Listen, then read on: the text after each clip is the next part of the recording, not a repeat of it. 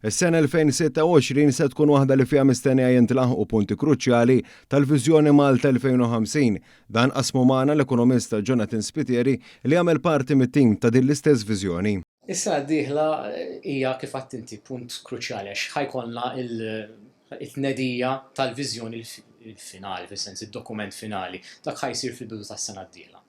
Jiġifieri ħajkollna il-launch, ħajkun hemm id-dokument, ħajkun hemm fih ħafna affarijiet minn dak li ddiskutejna, ġifieri għalhekk sar da xogħol kollu ta' konsultazzjoni biex fl-aħħar mill-aħħar id-dokument vera jirrifletti dak li rridu anke aħna bħala nies u bħala ċittadini u bħala ħaddiema. Fil-fatt fl-aħħar ġimgħat beda jitlaqqa l-kumitat ta' tmexxija li se jkun qed iħares l-implementazzjoni ta' din il-viżjoni.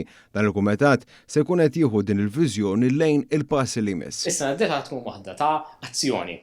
Qabel kellna qed nisimgħu u konsultazzjoni u qed nagħmlu d-dokument. Issa d-dokument ħajkun lest sal-bidu tas-sena d-dieħla u mbagħad nisimgħu, komplu nisimgħu x'importanti immens imma azzjoni, implementazzjoni. Ħalli n-nies vera jibdew jaraw li isma' dil-viżjoni hija xi ħaġa reali. Interessanti il-fatt kif anke l-baġit imħabbar għas-sena d-dieħla diġà daħħal fis-seħħ numru ta' miżuri li jimxu fuq il-ħsieb ta' din il-viżjoni bħal traħis fit-taxxa, intis biex iżid id-dħul disponibbli tal-familji u l-investiment fl-intelligenza artifiċjali, intis biex jolli l-kwalità tax-xogħol u l-produttività tal-ħaddiema. Kważi issa sena sħiħa laqat ma' żgħażagħ, ma' tfal, ma' anzjani, ma' min iħaddem, ma' ħaddiema, setturi differenti ġiekux turiżmu, manufattura, minn kollox biex naraw x'inhuma l-aspirazzjonijiet tagħhom u fejn nixtiequ mmorru u ngħidu x'riżorsi għandna bżonn biex nibnu l-viżjoni. Għaldaqstant Spiteri nnota kif bekk din il-viżjoni qed tpoġġi lill-pubbliku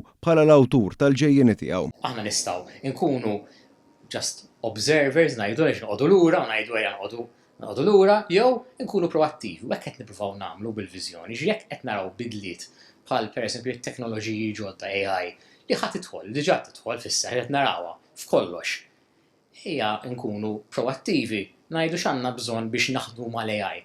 X'inhuma x-xogħlijiet tal-futur li ġejjin? X'inhuma l-ħiliet li għandna bżonn? Bekk skont Spiteri bil-miri ċari li għandha din il-viżjoni lan jibqa' wieħed dak li permezz ta' pjanar għall-futur il-poplu Malti Wawċi ikun jista' jkompli jolli l-livell ta' għajxin tiegħu.